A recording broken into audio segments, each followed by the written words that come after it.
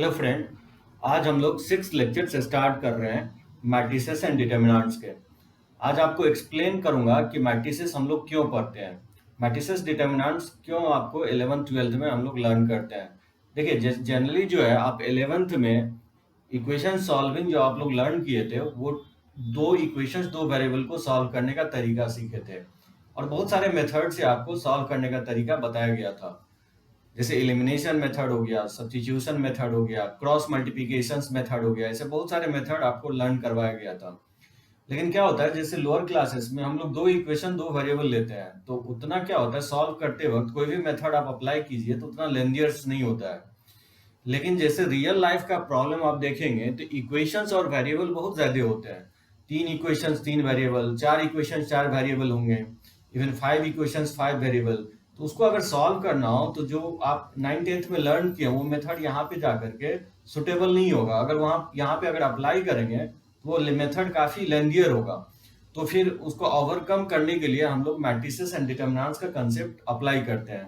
तो आप लोग समझ गए होंगे, मैट्रिसेस एंड डिटर्मिनेंट्स हम लोग इक्वेशन सॉल्विंग में यूज करते हैं। और भी कुछ एरिया जहाँ पे यूज होता है, लेकिन मेनली जो है इक्वेशन सॉल्विंग में यूज होता है। आज जो मैं आपको लेक्चर डिलीवर कर रहा हूँ उसमें दो पार्ट होगा। एक तो सॉल्यूशंस होगा मैट्रिक्स मेथड से सिस्टम ऑफ इक्वेशंस का, और दूसरा मेथड मैं आपको डिटर्मिनेंट्स मेथड बताऊंगा। जो मैट्रिक्स मेथड है वो आपको मेनली बोर्ड के लिए मैं बता रहा हूँ आपको। सो बोर्ड में आपको मैट्रिक्स मेथड से ही बताया जाएगा कि सॉल्व करने के लिए। लेकिन जो मैं दूसरा मेथड बता रहा हूँ जो क्रैमर्स रूल से सॉल्व करते हैं, वो आप मेंस और एडवांस आईआईटी एडवांस के सिलेबस में आप है। और इवन चाहे तो मैट्रिक्स का भी कंसेप्ट अप्लाई कर सकते हैं, लेकिन थोड़ा सा बिट डिफिकल्ट है ये। इसलिए कोशिश करेंगे हम लोग ज्यादा से ज्यादा क्वेश्चंस और मेंस और एडवांस के हम लोग क्रैमर्स रूल से ही बनाएंगे। क्रैमर्स रूल हो गया डिटर्मिनेंट्स मेथड। अब देखिए, इक्वेशन सॉल्विंग मैट्रिक्स मेथड से क्या होगा। जैसे मैं बोर्ड पे इसका मैं थ्योरी लिखा हूँ, थ्योरी ज्यादा नहीं है मैथ में, बहुत कम थ्योरी है, उसी पे हम प्रॉब्लम पे अप्लाई करने की कोशिश करेंगे। हाँ, लेकिन जो आज का लेक्चर्स है वो कहीं ना कहीं लिंक्ड है आपको, जहाँ पे मैं आपको एडजॉइंट इनवर्स बताया था। तो मैं आपको बताया था कोफैक्टर कैसे निकालते हैं, एडजॉइंट कैसे निकालते हैं और इनवर्स कैसे निकालते हैं। अगर ये नहीं पता, आप अगर भूल गए हो तो मेरा जो बैक लेक्चर्स है उसको थोड़ा बहुत रिवाइज आप कर लेंगे, क्योंकि यहाँ पे मुझे जरूरत पड़ेगा इनवर्स निकालने का। तो देखिए, system of linear equations matrix method से हम कैसे फाइंड आउट करेंगे। मैट्रिसेस का आप देखिए एप्लीकेशंस ये हो गया बेसिकली। मैट्रिक्स को ऐसे कैसे रियल लाइफ में हम लोग अप्लाई करेंगे। जैसे यहाँ पे देखिए मैं लिखा हूँ कि थ्री इक्वेशंस लिखा हूँ और थ्री वेरिएबल लिखा हूँ। जैसे a1x b1y plus c1z equal to d1, a2x plus b2y plus c2z equal to d2। इसी तरह से मैं थर्ड इक्वेशंस लिखा हूँ। सो यहाँ पे x y z क्या है, वेरिएबल है। और ये मैं a1 b1 c1 d1 ये सब क्या है, मैं कांस्टेंट लिया हूँ। जैसे यहाँ मैं थ्री इक्वेशंस और थ्री वेरिएबल लिया हूँ। जनरली आज के कोर्स में जो है two equations two variable and three equations three variable तक ही है। वैसे तो आप जाकर के आगे पढ़ेंगे four equations four variable, even n equations n variable भी लर्न करेंगे। तो देखिए इसको कैसे लिखेंगे, इस तीन इक्वेशंस को अगर इसको मैट्रिक्स मेथड के फॉर्म में लिखना हो तो कैसे लिखेंगे। इसके कोफिशिएंट्स जो एक्स वाई जेड का कोफिशिएंट होगा उससे एक हम क्या करेंगे, मैट्रिसेस फॉर्म करेंगे। तो जैसे यहाँ पे जो है रेस्ट्रिक्शंस ये है कि इक्वेशंस और नंबर ऑफ वेरिएबल क्या होना चाहिए, इक्वल होना चाहिए। ठीक है, आपके कोर्स में यही है, नंबर ऑफ इक्वेशंस क्या होना चाहिए, नंबर ऑफ वेरिएबल के इक्वल होना चाहिए। Number of equations number of variable के इक्वल नहीं भी हो सकता है, उस केस में भी क्या होता है, सिस्टम ऑफ इक्वेशंस को सॉल्व करते हैं, लेकिन वो आपके सिलेबस में नहीं है। इसलिए यहाँ पे क्या करेंगे, नंबर ऑफ इक्वेशंस इक्वल है यहाँ पे नंबर ऑफ वेरिएबल के। मतलब जितने इक्वेशन होंगे उतने इसमें वेरिएबल होंगे। तो यहाँ मैंने तीन इक्वेशंस लिया और तीन वेरिएबल लिया। तो सबसे पहले एक मैट्रिक्स बनाएंगे जो इसके कोफिशिएंट से बन रहा होगा, a1 b1 c1 a2 b2 c2 second row में लिखेंगे, और a3 b3 c3 ठीक है थर्ड रो में लिखेंगे। तो ये जो मैट्रिक्स ए फॉर्म किया हूं, जो एक्स वाई जेड का कोफिशिएंट से बनने वाला मैट्रिसेस फॉर्म किया हूं। और एक चीज ध्यान रखना है कि क्या करेगा आपको, ये जो कांस्टेंट मैं लिखा हूं d1 d2 d3 sometimes left भी लिख सकता है। तो क्या करेंगे, या तो इस जो लेफ्ट लिखा हुआ उसको आप राइट शिफ्ट कर लेंगे, मतलब तीनों कांस्टेंट राइट रखेंगे, या नहीं तो तीनों कांस्टेंट लेफ्ट रखेंगे। ऐसा नहीं करेंगे कि कोई एक कांस्टेंट लेफ्ट रहेगा और दूसरे इक्वेशन में दूसरे कांस्टेंट को राइट लिखेंगे, तब ये मेथड गलत हो जाएगा। सो सबसे पहले आपको रीअरेंज कर लेना है, मतलब लीनियर इक्वेशंस जो है अप्लाई जो होगा मैट्रिक्स लीनियर इक्वेशंस में ही अप्लाई होगा मैट्रिक्स मेथड। समटाइम्स आपको देखेंगे कि यहाँ पे x square y square z square भी लिखा मिलेगा, x square y square z square, x square y square z square. अगर कुछ ऐसा है x square y square z square, तो एक्स स्क्वायर को क्या करेंगे उस केस में कैपिटल एक्स मान लेंगे, और वाई स्क्वायर को कैपिटल वाई मान लेंगे, और Z square small Z square को क्या करेंगे कैपिटल जेड मान लेंगे। उससे क्या होगा बेनिफिट, इक्वेशन जो है सेकंड डिग्री वो लीनियर इक्वेशंस में आ जाएगा। और फिर लीनियर के कंसेप्ट से capital X capital Y capital Z find out कर लेंगे, और फिर जब capital X capital Y capital Z आ जाएगा तो वहां से स्मॉल एक्स भी आ जाएगा, एक्स वाई जेड भी आ जाएगा। समटाइम्स ये कर सकते हैं कि x के जगह 1/x 1/y 1/z लिख सकता है, 1/x 1/y 1/z। तो उस केस में क्या कीजिएगा आप 1/x को कैपिटल x मान लेंगे, 1/y को कैपिटल y मान लेंगे, और 1/z को कैपिटल z मान लेंगे। मतलब कहने का ये होगा तात्पर्य कि आप जो भी इक्वेशंस है अगर मान लीजिए लीनियर नहीं है तो अनदर वेरिएबल में उसको क्या करेंगे आप लीनियर में एक्सप्रेस कर लेंगे, और एक्सप्रेस करने के बाद क्या करेंगे जो कांस्टेंट है उस कांस्टेंट को या तो तीनों राइट रखेंगे या तीनों कांस्टेंट के इक्वेशंस के लेफ्ट रखेंगे। तो ये ध्यान रखना है आपको। तो जो कैपिटल एक्स यहाँ एज्यूम किया हूं, जो वेरिएबल जो रहेगा उससे बनने वाला कॉलम मैट्रिक्स मैं एज्यूम किया हूं। मैं एक्सप्लेन किया हूं what is column matrix. Column matrix वो मैट्रिक्स होता है जिसमें एक ही कॉलम होता है और एक से ज्यादा रो होगा। यहाँ पे देख सकते हैं 3 रोज हैं और एक ही कॉलम है। तो कैपिटल एक्स को एक्स वाई जेड मान लिया, स्मॉल एक्स वाई जेड, और जो राइट हैंड साइड कांस्टेंट है उसको मैं कैपिटल बी मैट्रिक्स मान रहा हूं, ये भी एक कॉलम मैट्रिक्स ही होगा। तो जो मैट्रिक्स फॉर्म में इक्वेशन जनरेट होगा वो होगा ax equal to B. ax equal to B में ही तीनों इक्वेशंस मर्ज है। अब देखिए मैं क्या किया हूं, कैपिटल ए जो माना उसका वैल्यू मैं यहाँ पुट कर लिया हूं, ये होगा कैपिटल ए मैट्रिक्स, और कैपिटल एक्स ये मैट्रिक्स होगा, ये रख दिया वैल्यू, और कैपिटल बी जो होगा ये मैट्रिक्स होगा। अब देखिए इसको मल्टीप्लिकेशन ऑफ टू मैट्रिसेस मैं आपको बताया कि कैसे मल्टीप्लाई करते हैं। जैसे ये क्या है, ये 3/3 ऑर्डर का मैट्रिक्स है, और ये जो है 3 रोज है और एक कॉलम है, तो 3 क्रॉस 1 का मैट्रिक्स है। तो देख सकते हैं मल्टीप्लिकेशन वैलिड होगा क्योंकि यहाँ पे number of column number of रोज के इक्वल है। तो मल्टीप्लाई करेंगे तो ये मल्टीप्लाई होके किस ऑर्डर का आएगा, 3 क्रॉस 1 का आएगा। और यहाँ पे भी देख सकते हैं 3 क्रॉस 1 है, यानी 3 रोज है और एक कॉलम है। तो जब इसको मल्टीप्लाई करेंगे तो ये जो ऑर्डर क्या आएगा मल्टीप्लाई होने के बाद 3 क्रॉस 1 आएगा, और राइट हैंड साइड भी क्या है 3 क्रॉस 1 है।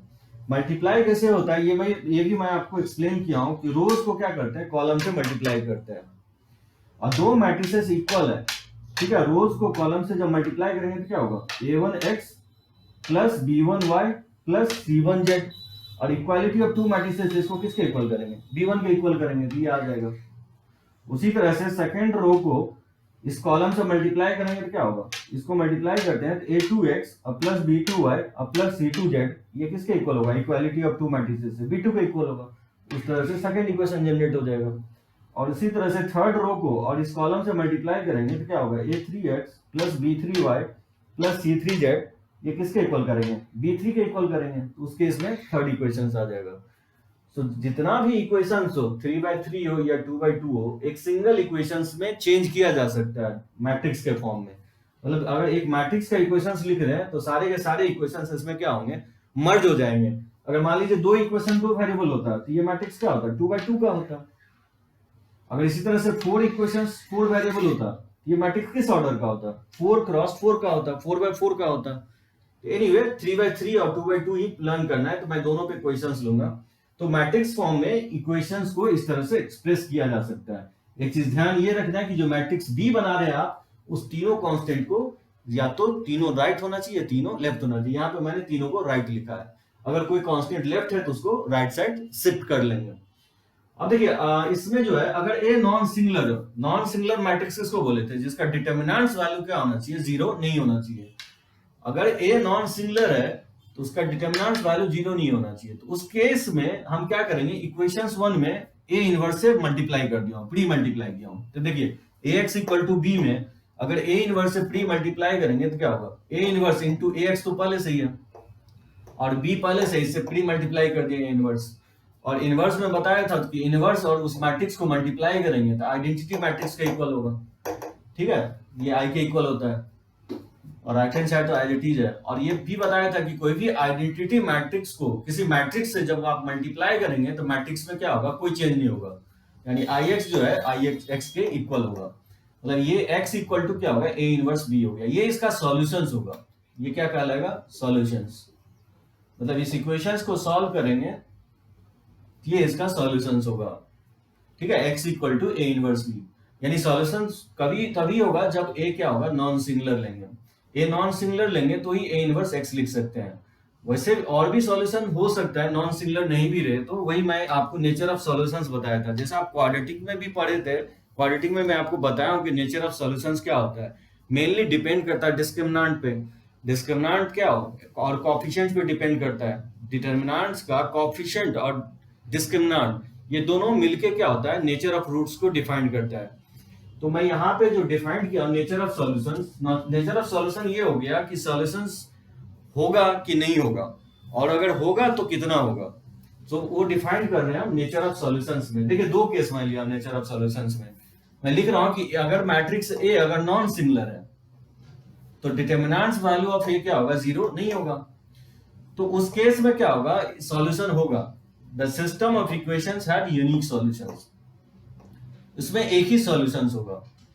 ठीक है, एक ही सॉल्यूशन होगा जिसको हम लोग कॉन्सिस्टेंट, बहुत जगह आपको मिलेगा कॉन्सिस्टेंट और इनकॉन्सिस्टेंट। इसका मतलब क्या होगा, कॉन्सिस्टेंट का मतलब होगा कि हैव सॉल्यूशंस। ठीक है, कॉन्सिस्टेंट का मतलब उस इक्वेशंस के सॉल्यूशन होंगे, और इनकॉन्सिस्टेंट का मीनिंग ये होगा कि उस इक्वेशंस के सॉल्यूशन नहीं होंगे। तो ध्यान रखना है, कॉन्सिस्टेंट मतलब हैव सॉल्यूशन और इनकॉन्सिस्टेंट मतलब नो सॉल्यूशंस।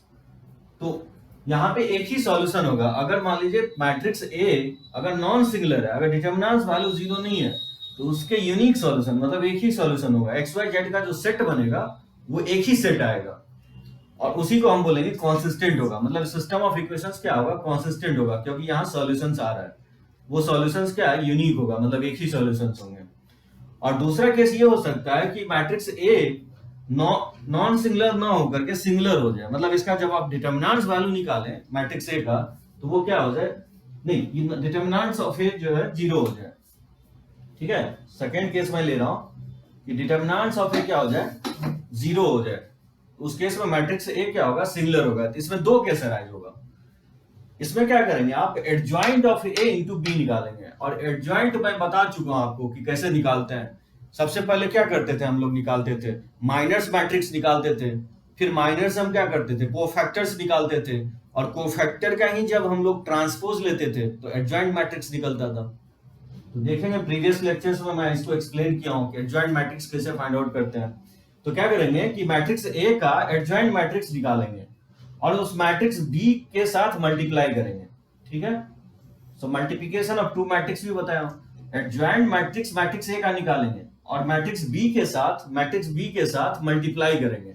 मल्टीप्लाई करने के बाद अगर वो नल मैट्रिक्स आ जाता है, जीरो यहाँ मतलब नल मैट्रिक्स है, जीरो का मतलब यहाँ नल मैट्रिक्स है। नल मैट्रिक्स किसको बोलते हैं, वैसे मैट्रिक्स जिसके अंदर के सारे एलिमेंट क्या होना चाहिए, जीरो होना चाहिए। So adjoint of A into B अगर नल मैट्रिक्स आ गया उसमें दो केस होगा। मतलब हम क्या करने की कोशिश कर रहे हैं कि अगर डिटरमिनेंट्स ऑफ ए जीरो है और at the same time adjoint of A into B अगर जीरो है। मैं दो केस ले रहा हूं कि अगर मैट्रिक्स ए सिंगुलर है और उसके साथ साथ adjoint of A into B अगर नल मैट्रिक्स से इक्वल है, तो उस केस में दो केस अराइज होगा। या तो सॉल्यूशन नहीं होंगे, या नहीं तो सॉल्यूशन अगर होगा तो इनफाइनाइट सॉल्यूशंस होगा। कब सॉल्यूशंस नहीं होगा ये आप चेक कर सकते हैं। जैसे अगर आप देखेंगे, मैं आपको ये बहुत अच्छे से एक्सप्लेन करूंगा 3D में। बेसिकली आप स्ट्रेट लाइन पर हैं, अगर ये मैं एक्स वाई जेड को ड्रॉप कर दूं तो ये स्ट्रेट लाइन बन जाएगा, एक्स वाई में स्ट्रेट लाइन बन जाएगा। और स्ट्रेट लाइन में आप पढ़े हैं कि सॉल्यूशंस या तो नहीं होगा या होगा, या नहीं तो होगा तो इनफाइनाइट होगा। तीन ही केस वहां पे भी आप पढ़े हैं। दो इक्वेशंस, दो स्ट्रेट लाइन है, दो स्ट्रेट लाइन या तो पैरेलल हो सकता है, दो स्ट्रेट लाइन या तो पैरेलल होगा, तो उस केस में क्या होगा, सॉल्यूशन नहीं होगा। यूनिक सॉल्यूशन कब होगा, दो स्ट्रेट लाइन का जब इंटरसेक्ट कर जाए तो उस केस में यूनिक सॉल्यूशन होगा। और दो स्ट्रेट लाइन का इनफाइनाइट सॉल्यूशन कब होगा, जब दोनों स्ट्रेट लाइन क्या हो जाए, कॉन्साइड कर जाए। दोनों स्ट्रेट लाइन अगर कॉन्साइड कर जाता है तो उस केस में इनफाइनाइट सॉल्यूशंस होगा। यहाँ पे भी सिचुएशन कुछ ऐसा ही है। आप अगर इस इक्वेशंस को बोलेंगे तो ये स्ट्रेट लाइन नहीं है, आगे चल के मैं बताऊंगा ये प्लेन का इक्वेशंस है।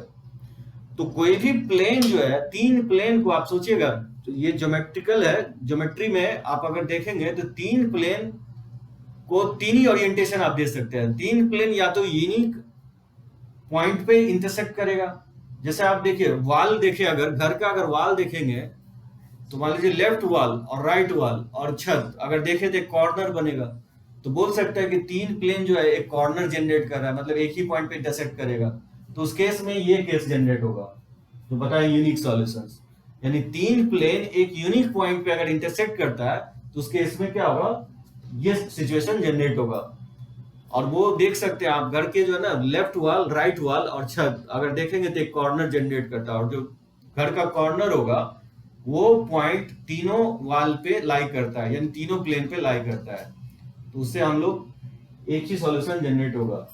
ऐसा हो सकता है कि नो सॉल्यूशन, नो सॉल्यूशन कब हो सकता है कि दो प्लेन, ये प्लेन का इक्वेशन है, दो प्लेन इस तरह से ले लें पैरेलल, दो प्लेन पैरेलल ले लें और तीसरा उसको कट कर दें, तो ऐसे तीन प्लेन पे कोई पॉइंट, यूनिक पॉइंट नहीं मिलेगा जो तीनों प्लेन को सेटिस्फाई करे, तो उस केस में देखिएगा नो सॉल्यूशन आएगा।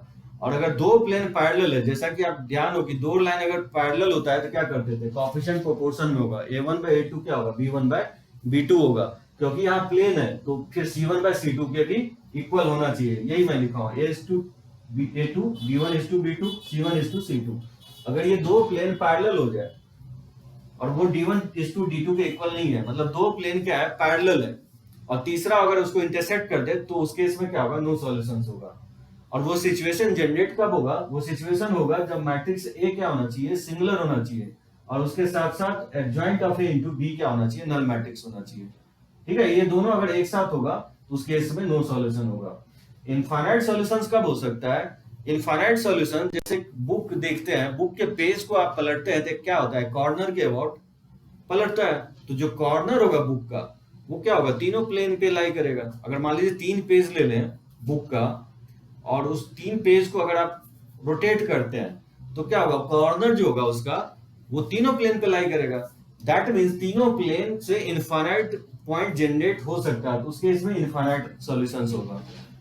मतलब डिटर्मिनेंट्स ऑफ ए अगर जीरो है, यानी ए सिंगुलर है और adjoint of A into B zero है, तो उस केस में इनफाइनाइट सॉल्यूशन जनरेट होगा, बशर्ते दो प्लेन क्या होना चाहिए, पैरेलल नहीं होना चाहिए। अगर दो प्लेन पैरेलल है तो फिर उस केस में नो सॉल्यूशन होगा। अगर दो प्लेन पैरेलल नहीं है तो, और ये दोनों कंडीशन अगर सेटिस्फाई हो रहा है, ये दोनों कंडीशन अगर सेटिस्फाई हो रहा है तो उस केस में क्या होगा, इनफाइनाइट सॉल्यूशंस जनरेट होगा।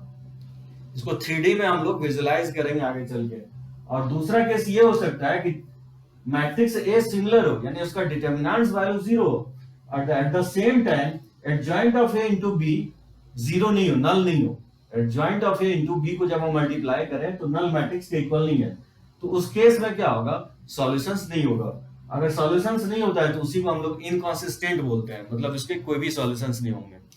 नहीं सॉल्यूशंस होने का बहुत सारा केस हो सकता है, या तीन प्लेन पैरेलल हो जाए एक दूसरे के, या ये हो सकता है कि दो प्लेन पैरेलल हो, तीसरा उसको इंटरसेक्ट कर दे। नो सॉल्यूशंस ऐसा भी हो सकता है कि एक ट्रायंगल बन जाए, तीन प्लेन से एक ट्रायंगल बना दे, तो भी सॉल्यूशंस नहीं होगा, कुछ ऐसा सिचुएशन इसमें क्रिएट होगा। तो हम लोग डिटेल में देखेंगे आपको वेक्टर एंड 3D में। अभी जस्ट इस चार्ट को याद रखना है कि बेस्ड ऑन आपको मैथमेटिकली जैसा आता है, जैसे मान लीजिए डिटर्मिनेंट्स ऑफ ए अगर जीरो नहीं है तब तो यूनिक सॉल्यूशन होगा, इससे फाइंड आउट कर लेंगे सॉल्यूशन। लेकिन अगर डिटर्मिनेंट्स ऑफ ए जीरो है तो उस केस में दो केस होगा, इसके बेसिस पे डिसाइड करेंगे adjoint of A B zero हो रहा है कि नहीं जीरो हो रहा है। अगर नहीं जीरो हो रहा है तब तो कंफर्म है कि नो सॉल्यूशन होगा, लेकिन अगर जीरो है तो इसमें दो केस अराइज होगा, या तो नो सॉल्यूशन होगा यानी तो इनफाइनाइट सॉल्यूशन होगा। नो सॉल्यूशन कब चेक करेंगे कि कोई भी देखेंगे कि दो प्लेन पैरेलल तो नहीं है। अगर पैरेलल है तो किसी दो प्लेन का कोएफिशिएंट क्या होगा, प्रोपोर्शन में होगा, या तो फर्स्ट सेकंड के प्रोपोर्शन में हो सकता है, सेकंड थर्ड के प्रोपोर्शन में हो सकता है, या फर्स्ट एंड थर्ड के प्रोपोर्शंस में हो सकता है। तो मुझे लगता है कि थ्योरी आपको क्लियर हो गया होगा। देखते हैं इस थ्योरी को प्रॉब्लम पे हम लोग अप्लाई करते हैं। ध्यान रखना ये मेनली आपको बोर्ड में आता है, इसके बोर्ड को ध्यान में रखते हुए ये पढ़ना है, क्योंकि जो मैं आपको प्रोवाइड करूंगा सीट उसमें ज्यादातर क्वेश्चंस आपको ग्रामर रूल से है, तो ये इस टाइप के क्वेश्चंस आपको टेक्स्ट बुक में मिलेंगे। एनसीईआरटी हो गया, R D Sharma, R S Agarwal, KC Sinha, इस सब में आप देखेंगे तो इस टाइप के क्वेश्चंस मिलेंगे। तो चलिए देखते हैं इसके क्वेश्चंस। इसको नोट कर सकते हो।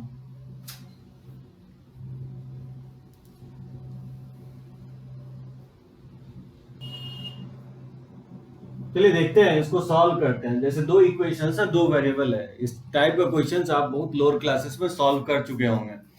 तो सबसे सिंपल होगा, सबसे शॉर्टेस्ट होगा, दो इक्वेशंस दो वेरिएबल। वैसे तो आपका यही है, और थ्री इक्वेशन थ्री वेरिएबल भी है, लेकिन ये मेथड जो है ना, एक सिस्टमेटिक अप्रोच ये फॉलो कर रहा है, इसलिए कितना भी इक्वेशंस वेरिएबल हुआ आप इसको बहुत इजीली सिंप्लीफाई कर सकते हैं। तो देखिए, दो इक्वेशंस दो वेरिएबल में क्या होगा, सबसे पहले आप क्या करेंगे, मैट्रिक्स से डिफाइन करेंगे। और मैं इसको एक्सप्लेन किया क्या करते हैं, इसके 2 3 5 2 इसके कोएफिशिएंट से बनने वाला, जो वेरिएबल्स के कोएफिशिएंट से बनने वाला जो होगा वो मैट्रिक्स ए होगा। मैट्रिक्स एक्स क्या होगा, जो वेरिएबल है एक्स वाई, और मैट्रिक्स बी क्या होगा, जो कांस्टेंट है, ऑलरेडी कांस्टेंट राइट साइड है, ये 1 से 1 हो जाएगा। तो इसका डिटरमिनेंट्स वैल्यू आप सबसे पहले निकालेंगे और चेक करेंगे कि डिटरमिनेंट्स इसका 0 हो रहा है कि नहीं हो रहा है। तो इसको क्रॉस मल्टीप्लाई करेंगे तो 2 इंटू 2 माइनस 5 इंटू 3, ये हो जाएगा 4 माइनस 15 यानी माइनस 11, यानी ये 0 नहीं है, मतलब दैट मीन्स 0 नहीं है। तो क्या लिख सकते हैं, सिस्टम ऑफ इक्वेशन है यूनिक सॉल्यूशन, इसके सॉल्यूशन जो होंगे यूनिक होंगे। और इसका सॉल्व करने का तरीका क्या होगा, इसका सॉल्यूशन क्या होगा, x इक्वल टू हो जाएगा a इनवर्स b हो जाएगा इसका सॉल्यूशन। ठीक है, आपका टारगेट होगा आप a इनवर्स निकालिए। अब देखिए, a इनवर्स निकालने के लिए मैं आपको पता है कि सबसे पहले क्या करते हैं, कोफैक्टर निकालते हैं। कोफैक्टर से पहले माइनस आप निकाल सकते हैं। तो देखिए माइनस कैसे निकालते हैं, तो माइनस ऑफ a क्या होगा, बताया माइनस कैसे होता है, माइनस किसी एलिमेंट का होता है। जैसे यहाँ पे 4 एलिमेंट है तो उसका माइनस कैसे निकालेंगे, इस 2 का माइनस अगर निकालना तो इस रोज एंड कॉलम को डिलीट कर देंगे, तो क्या आएगा, ये 2 आएगा। इस 5 का माइनस क्या होगा, इसको रोज एंड कॉलम को डिलीट करेंगे तो 3 आएगा।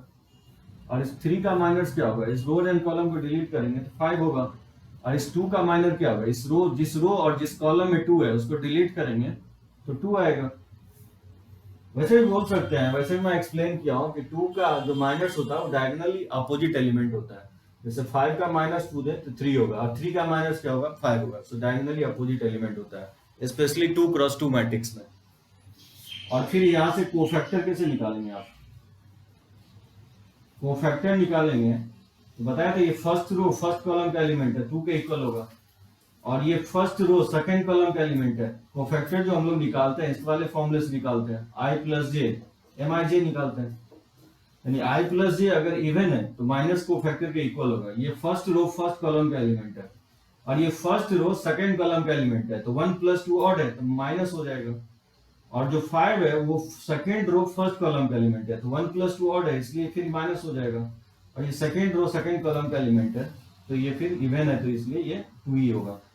इसको आप देखेंगे, कोफैक्टर्स बताया था कि आपको डायगोनल का एलिमेंट में कोई चेंज नहीं होता 2/2 के केस में, और नॉन डायगोनल एलिमेंट में क्या करते हैं, माइनस साइन लगा देते हैं कोफैक्टर्स निकालने के लिए। चलिए कोफैक्टर निकल गया, और इसी का जब हम ट्रांसपोज लेंगे तो क्या होगा, एडजॉइंट होगा। तो एडजॉइंट ऑफ ए जो होगा वो उसका ट्रांसपोज लेंगे, यानी रोज को कॉलम लिख देंगे। तो 2 माइनस 3 माइनस 5 2, ठीक है, फर्स्ट रो इसको लिख दिया, ट्रांसपोज ले लिया मैंने, तो एडजॉइंट निकल गया। और इनवर्स क्या होता है, इनवर्स का मैं आपको फॉर्मूला बताया, 1 upon determinants of A into adjoint of A होता है। तो 1 अपॉन डिटरमिनेंट्स ऑफ ए हम निकाल चुके हैं, ये वैल्यू किसके इक्वल है, -11 के इक्वल है। और एडजॉइंट का वैल्यू निकाल चुके हैं, एडजॉइंट जो है निकल चुका -32, ये इनवर्स निकल गया। और ये वैल्यू क्या करेंगे, इसमें पुट कर देंगे, तो x इक्वल टू क्या है, a इनवर्स b है, तो इसमें पुट करेंगे तो -1/11, और ये जगह 2 -5 और -3 2, और मैट्रिक्स B जो है, मैट्रिक्स B इक्वल है 1 से 1 के। इसको चाहे तो मल्टीप्लाई कर सकते हैं, क्योंकि ये 2 क्रॉस 2 है और ये बेसिकली 2 क्रॉस 1 है, तो number of column number of रोज के इक्वल है। तो इसको जब आप मल्टीप्लाई करेंगे तो किस साइज का बनेगा, ये 2 क्रॉस 1 साइज का बनेगा। और इसको इसे मल्टीप्लाई करेंगे, इसको इसे मल्टीप्लाई करेंगे तो क्या होगा, -1/11, इसको इसे मल्टीप्लाई करेंगे तो ये हो जाएगा 2 इंटू 1 और प्लस -5 इंटू 7, ठीक है। और फिर इसको इससे मल्टीप्लाई करेंगे, ये हो जाएगा -3 × 1 और प्लस हो जाएगा 2 × 7। ठीक है, ये 2 × 1 साइज का बनेगा। अब आप देख सकते हैं x के जगह पुट कर सकते हैं, x के जगह xy, और ये जगह -1/11 और इसको सिंप्लीफाई करें तो ये 2 हो जाएगा, -35 हो जाएगा, तो इसको लिख सकता हूँ -33, और ये -3 या +14, तो 14 में से अगर 3 चला गया तो क्या होगा, 11 के इक्वल होगा।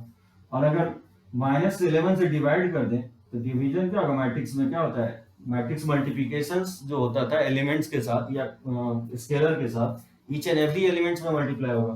तो -1/11 से मल्टीप्लाई करेंगे तो ये 3 हो जाएगा, और ये -11 से -1 हो जाएगा। और इक्वालिटी ऑफ टू मैट्रिक्स, दो मैट्रिक्स इक्वल तभी होगा जब इसका ऑर्डर इक्वल होना चाहिए। तो ये 2 × 1 है, ये भी 2 × 1 है, और उसके रिस्पेक्टिव एलिमेंट भी क्या होना चाहिए, इक्वल होना चाहिए।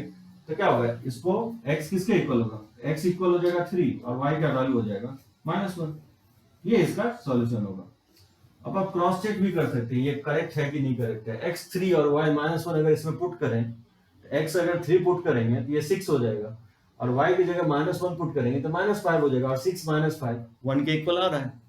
उसी तरह से देखिएगा सेकंड इक्वेशन को भी ये सेटिस्फाई करेगा, तो इसको आप लिख सकते हैं मैट्रिक्स मेथड से। तो कैसे फाइंड आउट करेंगे इसको, हाँ बोर्ड में आपको मेंशंस कर देगा कि सॉल्व किससे करना है, मैट्रिक्स मेथड से करना है कि नहीं करना है। सो स्पेशली मैट्रिक्स मेथड से ही करने के लिए आपको बोला जाएगा। तो मैट्रिक्स से क्या होगा, इसके कोएफिशिएंट से बनने वाला मैट्रिक्स क्या होगा, 2 - 1 1 1 हो जाएगा। उसी तरह से कैपिटल X डिफाइन करेंगे, XY हो जाएगा, और जो B मैट्रिक्स होगा उसके कोएफिशिएंट से बनने वाला 5 4 होगा। तो सबसे पहले आप डिटरमिनेंट्स ऑफ ए चेक कर लेंगे, तो 2 - 1 1 1, तो जगह इसका वैल्यू अगर निकालेंगे तो 2 × 1 और -1 × -1, तो जगह 2 +1, ये 3 हो जाएगा। दैट मीन्स ये 0 नहीं है, यानी इसके क्या होंगे, यूनिक सॉल्यूशन होंगे, और वो यूनिक सॉल्यूशन क्या होगा, x = A इनवर्स B हो जाएगा। और फिर A इनवर्स निकाल लेंगे, तो A इनवर्स निकालने के लिए सबसे पहले आप माइनस मैट्रिक्स निकाल लीजिए। तो बताइए माइनस ऑफ A क्या होगा, माइनस ऑफ A जैसे 2 का माइनस डायगोनली अपोजिट एलिमेंट ले सकते हैं, 1 होगा, जैसे -1 का माइनस 1 हो जाएगा, और 1 का माइनस -1 हो जाएगा, और इस 1 का minus opposite diagonally opposite element 2 हो जाएगा। बहुत इजी है 2/2 में। उसी तरह से इसका कोफैक्टर निकालेंगे, तो कोफैक्टर ऑफ ए क्या होगा, डायगोनल एलिमेंट में कोई चेंज नहीं होगा, 1 और 2 ही रहेगा, और इसका जो नॉन डायगोनल एलिमेंट है उसमें साइन माइनस लग जाएगा, ये -1 हो जाएगा, और ये -1 है तो माइनस से मल्टीप्लाई करेंगे तो ये +1 हो जाएगा। तो निकल गया ये कोफैक्टर मैट्रिक्स। उस तरह से आप इसका ट्रांसपोज ले लेंगे तो एडजॉइंट आ जाएगा। तो इसका ट्रांसपोज लेंगे तो क्या होगा, 1 - 1 1 और 2 रोज को कॉलम में लिख देंगे, ये ट्रांसपोज आ गया। और फिर यहाँ से A इनवर्स निकाल सकते हैं। A इनवर्स होता है 1 determinants of A into adjoint of A। Determinants of A का वैल्यू निकल चुका है 1/3, और एडजॉइंट मैट्रिक्स निकला है 1 1 -1 2, और फिर आप जानते हैं x = जो होता है A इनवर्स B हो, तो A इनवर्स का वैल्यू हो जाएगा 1/3 1 1 -1 2, और मैट्रिक्स B है 5 4। ठीक है, ये 2 × 2 है, और ये 2 × 1 है, 2 रोज है और 1 कॉलम है। तो यहाँ पे देख सकते हैं नंबर ऑफ कॉलम जो है इक्वल है नंबर ऑफ रोज के, यानी दो मैट्रिक्स को आप मल्टीप्लिकेशन क्या होगा, वैलिड होगा। तो जब आप इसको मल्टीप्लाई करेंगे तो किस ऑर्डर का बनेगा, ये ऑर्डर बनेगा 2 × 1 का बनेगा, 2 × 1 साइज का बनेगा। और फिर क्या करते हैं, रोज को कॉलम से मल्टीप्लाई करते हैं, तो 1 × 5 5 हो जाएगा, और 1 × 4 4 हो जाएगा, तो 5 + 4 ये 9 के इक्वल हो जाएगा। उसी तरह से सेकेंड रो और इस कॉलम को मल्टीप्लाई करेंगे तो -1 × 5 -5 होगा, और 2 × 4 ये 8 हो जाएगा, तो -5 और +8, तो 8 - 5 क्या होगा, 3 के इक्वल होगा। और 3 से अगर डिवाइड कर देंगे तो ये 3 और 1 हो जाएगा, और मैट्रिक्स x जो है वो x और y है, और इक्वालिटी ऑफ टू मैट्रिक्स है, x 3 हो जाएगा और y का वैल्यू 1 हो जाएगा। इस तरह से आप फाइंड आउट कर सकते हैं, तो लिख सकते हैं इसको। चलिए ये देखते हैं 3 इक्वेशन 3 वेरिएबल है, इसको सॉल्व करना है सिस्टम ऑफ इक्वेशंस को मैट्रिक्स मेथड से। तो क्या करेंगे, इसके कोएफिशिएंट से बनने वाला मैट्रिक्स निकालेंगे, तो 2 - 2 3, और ये जगह 2 1 -1, और ये जगह 4 - 3 2, और मैट्रिक्स x हो जाएगा x y z, और मैट्रिक्स B हो जाएगा आपको जो कांस्टेंट से बनने वाला होगा 814। ठीक है, तो सबसे पहले आप क्या करेंगे, इसका डिटर्मिनेंट्स वैल्यू आप फाइंड आउट करेंगे। तो 2 - 2 3, 2 1 - 1 4 - 3 2। या तो डायरेक्टली एक्सपैंड कर लेंगे, नहीं तो प्रॉपर्टीज लगा के जीरो ला करके या इसको ऐड कर देंगे तो वो जीरो आ जाएगा। या डायरेक्टली मैं एक्सपैंड कर देता हूँ रो के अलॉन्ग, जैसे रो 1 के अलॉन्ग एक्सपैंड करेंगे तो 2 और माइनस माइनस प्लस ही हो जाएगा, तो 2 - 3 -1 हो जाएगा और ये हो जाएगा -2। इस रोज एंड कॉलम को डिलीट करेंगे, ये 4 और माइनस माइनस प्लस 4, तो ये वैल्यू 8 हो जाएगा। और फिर +3, इस रोज एंड कॉलम को डिलीट करेंगे तो -6 और -4, तो -6 - 4 क्या होगा, -10 हो जाएगा। ये हो जाएगा -2 और ये माइनस माइनस प्लस हो जाएगा, और 8 को 2 से मल्टीप्लाई करेंगे तो 16 हो जाएगा। 3 को 10 से मल्टीप्लाई करेंगे तो प्लस माइनस माइनस होगा, 3 × 10 -30 हो जाएगा। तो 16 - 32, ये वैल्यू क्या होगा, -16, जो कि 0 के इक्वल नहीं है। दैट मीन्स इस सिस्टम ऑफ इक्वेशंस के क्या होंगे, यूनिक सॉल्यूशंस होंगे, मतलब कंसिस्टेंट होंगे, इसके सॉल्यूशन होंगे। और सॉल्यूशन कैसे निकालेंगे, इस वाले फॉर्मूले से निकालेंगे, A इनवर्स B। अब देखिए, इनवर्स निकालने के लिए सबसे पहले आप फाइंड आउट करेंगे माइनस। बताइए A का माइनस कैसे निकालेंगे, माइनस अगर निकालना है 2 का तो इस रोज एंड कॉलम को डिलीट करेंगे, ठीक है, होगा 2। मैं डायरेक्टली लिख देता हूँ, ठीक है। 2 का माइनस अगर निकालेंगे तो 2 और -3, माइनस माइनस तो प्लस ही हो जाएगा ना, तो 2 - 3 -1 हो जाएगा। अगर -2 का माइनस निकालेंगे तो इस रोज एंड कॉलम में डिलीट करेंगे, ये हो जाएगा 4 और माइनस माइनस +4, ये 8 हो जाएगा। जैसे 3 का माइनस निकालते हैं तो इसको डिलीट करेंगे तो -6 और -4, तो ये -10 हो जाएगा।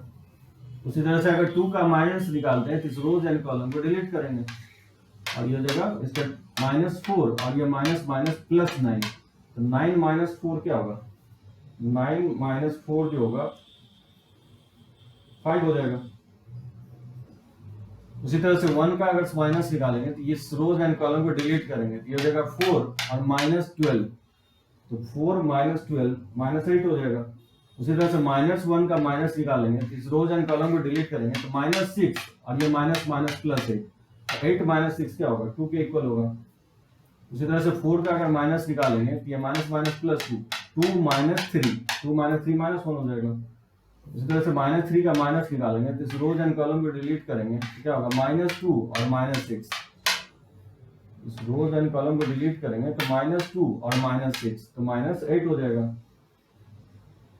उसी तरह से 2 का अगर माइनस निकालते हैं तो रोज एंड कॉलम को डिलीट करेंगे तो 2 और माइनस माइनस +4, ये 6 हो जाएगा।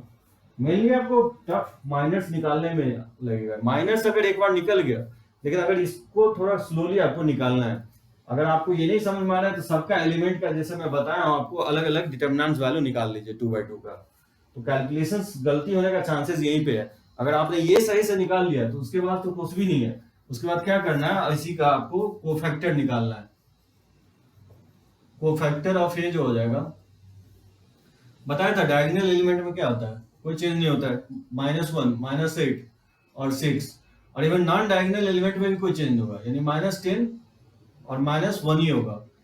और जो भी नॉन डायगोनल, डायगोनल और ऑफ डायगोनल में कोई चेंज नहीं होगा, वही लिखना है, क्योंकि इसका i + j इवन है, क्योंकि ये फर्स्ट रो फर्स्ट कॉलम है, ये फर्स्ट रो थर्ड कॉलम है 1 + 3, ये सेकंड रो सेकंड कॉलम है 2 + 2 इवन है, ये थर्ड रो फर्स्ट कॉलम है 3 + 1 इवन है, और ये 6 है first third column first row है, मतलब 3 + 1 इवन है। तो इसमें माइनस क्या होगा, कोफैक्टर के इक्वल ही होगा, और जो बाकी सब एलिमेंट रह गया बच गया उसमें माइनस साइन लग जाएगा। तो ये 5 है तो ये -5 हो जाएगा, जैसे ये -8 है तो ये 8 हो जाएगा, जैसे ये 2 है तो ये -2 हो जाएगा, और जैसे ये 8 है तो ये -8 हो जाएगा। तो इस तरह से आप फाइंड आउट कर लेंगे कोफैक्टर मैट्रिक्स, और इसी का जब आप ट्रांसपोज ले लेंगे तो एडजॉइंट आ जाएगा। तो इसका ट्रांसपोज जो होगा -1 -8 -10 -5 -8 -2 और -1 8 6, ठीक है, इसका ट्रांसपोज ले लिया। और इसका इनवर्स मैट्रिक्स निकाल लेंगे, तो इनवर्स मैट्रिक्स होता है 1 determinants of A into adjoint of A हो जाएगा। और determinants of A find out कर चुके हैं, तो ये 1 -16 और एडजॉइंट ऑफ ए पुट कर देंगे तो -1 -5 -1, और इस जगह -8 -8 8, और इस जगह -10 -2 6, ये निकल गया आपको इनवर्स मैट्रिक्स। और इनवर्स मैट्रिक्स जब निकल गया तो इसमें पुट कर सकते हैं। तो कैपिटल एक्स जो है ए इनवर्स बी के इक्वल है, तो ये हो जाएगा -1/16। इसको पुट करेंगे तो -1 -5 -1 और ये जगह -8 8 हो जाएगा।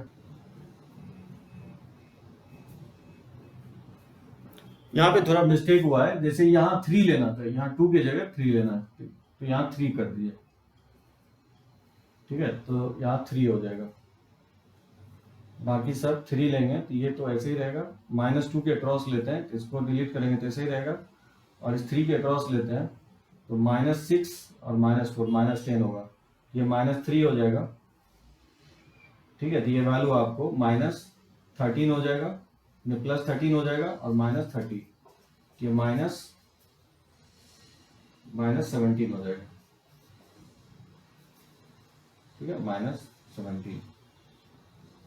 जैसे हम लोग 3 का माइनस अगर निकाल लेते हैं तो ये ऐसे ही आएगा, 3 का -2, इसका जैसे 2 का माइनस लेंगे तो कोई चेंज नहीं होगा।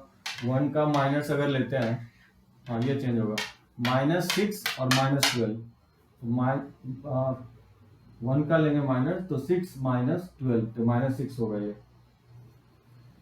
ठीक है। उसी तरह -1 के लेंगे तो -9 और +8 तो -1 हो जाएगा, ठीक है। तो ये -1 हो जाएगा, -9 +8 -1 होगा।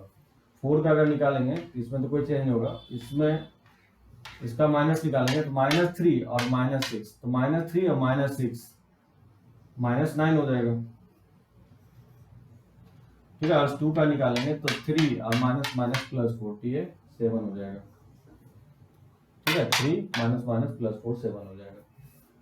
और क्या करना है, ये 1 -1 -8 -1 -6 और 7, डायगोनल एलिमेंट में कोई चेंज नहीं होगा, और जो ऑफ डायगोनल है उसमें भी कोई चेंज नहीं होगा, यहाँ -1 ही रहेगा।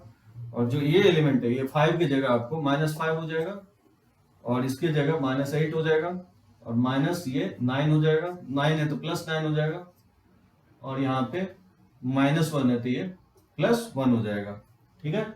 और इसी का ट्रांसपोज ले लेंगे तो -1 -8 10 -5 -6 और 1, ठीक है, -1 9 और 7, ये इसका ट्रांसपोज ले लिया तो एडजॉइंट आ गया। इसमें पुट कर देंगे, ये वैल्यू जो है -1/17 है, और ये चेंज हो जाएगा। ट्रांसपोज जो हम निकाले हैं इसका, इसमें पुट करेंगे तो -1 -5 -1 और -8 -6 9 -10 1 7, ठीक है। तो इसको थोड़ा बहुत चेंज होगा इसमें, तो ये हो जाएगा -1 -5 -1 -8 -6 9 -10 1 7, ठीक है। 8 1 4 से जब आप मल्टीप्लाई करेंगे तो क्या होगा, तो इसको मल्टीप्लाई करेंगे रोज को कॉलम से, तो क्या होगा, -8 हो जाएगा, और ये -5 हो जाएगा, और ये -4 हो जाएगा, ये वैल्यू हो जाएगा -8 -13 और 4 तो -17 हो जाएगा, ये सही है। इसको चेंज करना है, -17 हो जाएगा ये।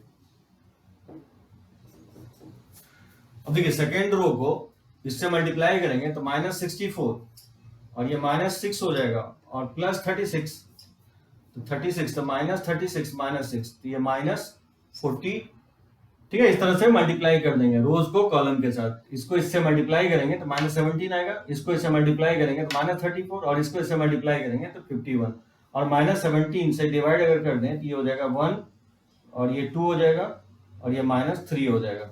और ये क्योंकि x किसके इक्वल है, x y z के इक्वल है, तो इक्वालिटी ऑफ टू मैट्रिक्स से क्या होगा, x = 1 हो जाएगा, y = 2 हो जाएगा, और z = -3 हो जाएगा।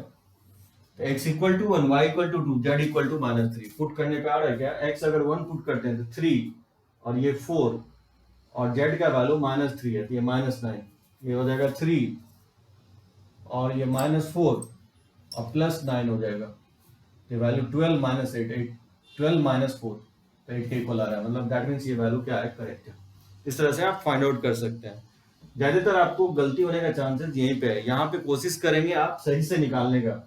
अगर ये वैल्यू अगर आपने फाइंड आउट कर दिया तो फिर क्या करना है, कोफैक्टर निकालते वक्त ध्यान रखना है कि डायगोनल एलिमेंट में क्या होगा, कोफैक्टर में कोई चेंज नहीं होगा। इसमें एज इट इज रहने वाला है, और नॉन डायगोनल में भी कोई चेंज नहीं होगा, इसमें भी एज इट इज रहेगा, माइनस को फैक्टर इक्वल ही होता है। और जो बच गया नॉन डायगोनल एलिमेंट, जैसे -8 -5 9 1, तो जो भी ये एलिमेंट है उसमें क्या करना है आपको, माइनस साइन सप्लाई कर देना है। मतलब अगर 8 है तो -8 हो जाएगा, अगर -5 है तो ये 5 है तो ये -5 होगा, अगर -9 है तो ये फिर 9 हो जाएगा, और अगर -1 है तो फिर इस केस में 1 हो जाएगा। तो स्पेशली 3x3 में, 3x3 में जो डायगोनल है और ऑफ डायगोनल है उसका माइनर कोफैक्टर क्या होंगे, इक्वल ही होंगे। और जहां तक ऑफ नॉन डायगोनल एलिमेंट है, जैसे 8 5 -9 और -1, उसमें क्या करना है, साइन को बदल देना है, ऑपोजिट साइन लगा देना है, और इसी का ट्रांसपोज ले लेंगे तो एडजॉइंट आ जाएगा, और फिर ये इनवर्स के फॉर्मूले से निकाल लेंगे इनवर्स, और उसमें पुट कर देंगे, और मल्टीप्लिकेशन ऑफ टू मैट्रिसेस में बताया मल्टीप्लाई करेंगे, ये आ जाएगा। आप क्रॉस चेक भी कर सकते हैं, अगर मान लीजिए कोई कैलकुलेशन गलत हुआ तो फिर एक्स वाई जेड का वैल्यू क्या होगा, इस इक्वेशन को सेटिस्फाई नहीं करेगा, तो आप क्रॉस चेक भी कर लेंगे। तो चलिए इसको नोट कर सकते हैं। चलिए इक्वेशंस और देखते हैं, 3 इक्वेशंस और 3 वेरिएबल में।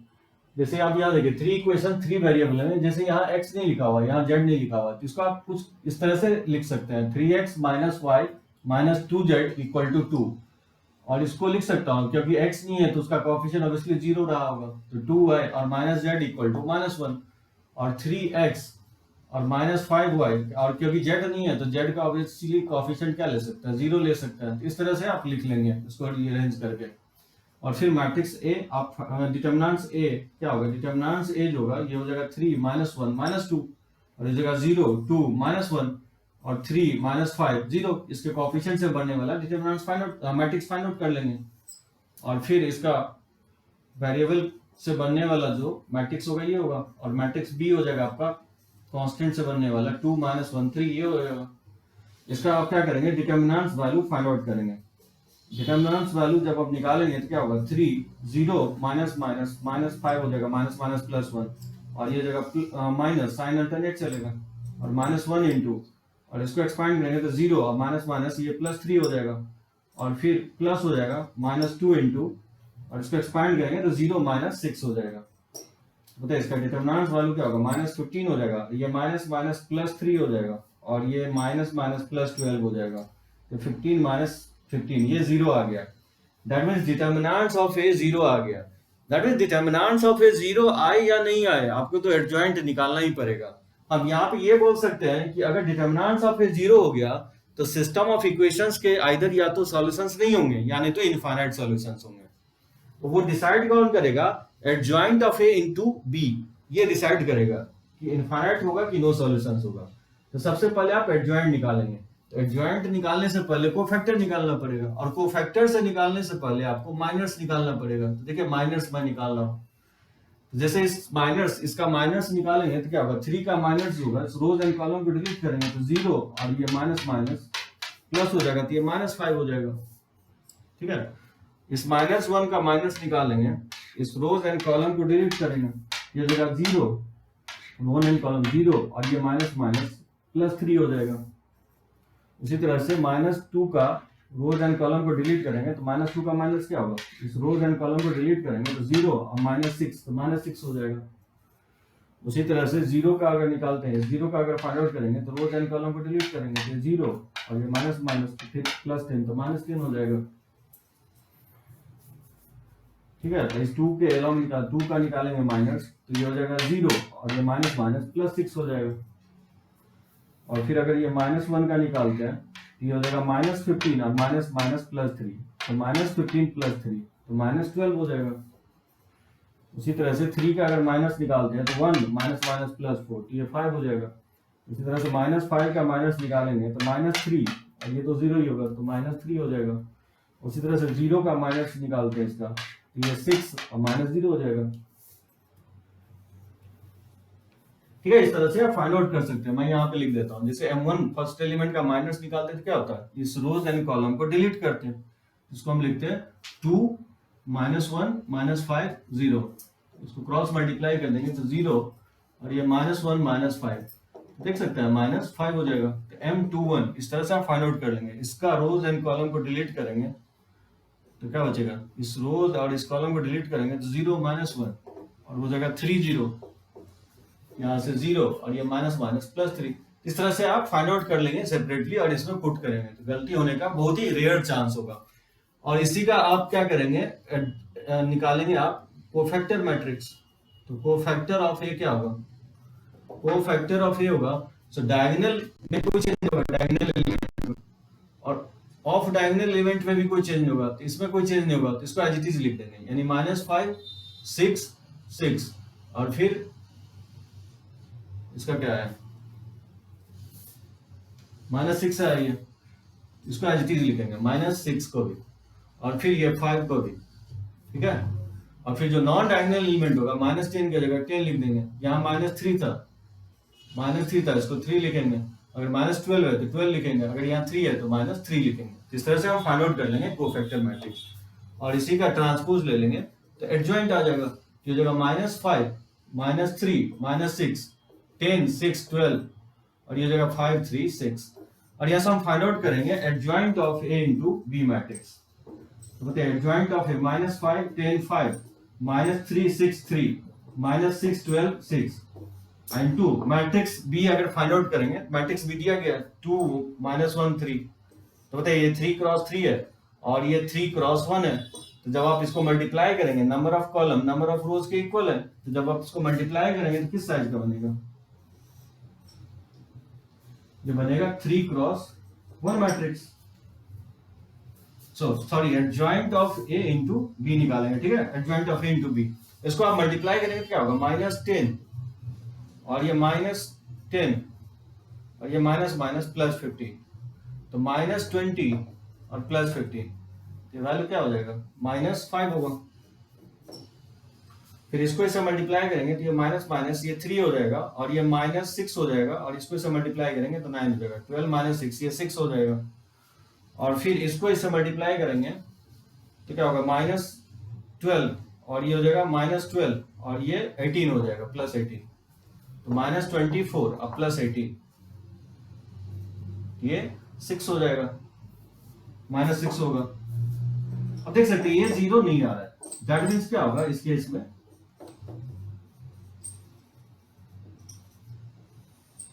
नो सॉल्यूशन होगा, ठीक है। अगर adjoint of A into B के इक्वल नहीं है तो उस केस में नो सॉल्यूशन होगा।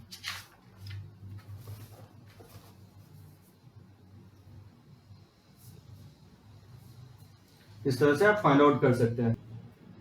इसको नेक्स्ट क्लास में हम लोग कंटिन्यू करेंगे। आज हम लोग देखे हैं कि system of equations bye matrix method, तो इसका नेक्स्ट लेक्चर्स में हम लोग क्रैमर्स रूल के थ्रू देखेंगे कैसे सॉल्व करेंगे सिस्टम ऑफ इक्वेशंस को।